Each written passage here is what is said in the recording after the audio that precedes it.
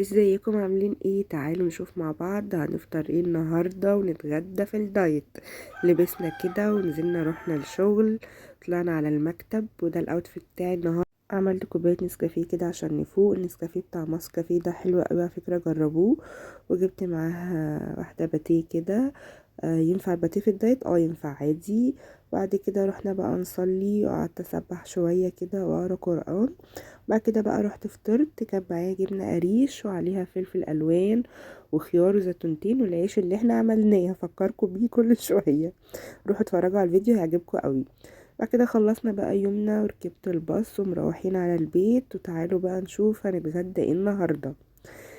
كان في شويه مكرونه كده، ماما كانت عامله مسقعه فقلت لها شيلي لي شويه بتنجان كده على جنب، وخدت بطاطستين محمرين وبس. ده كان الغدا. وينفع في الدايت عادي انك تاخدي حاجات مقليه طالما هتاخديها بكميات قليله. قولوا لي بقى فطرتوا واتغديتوا انتوا ايه النهارده؟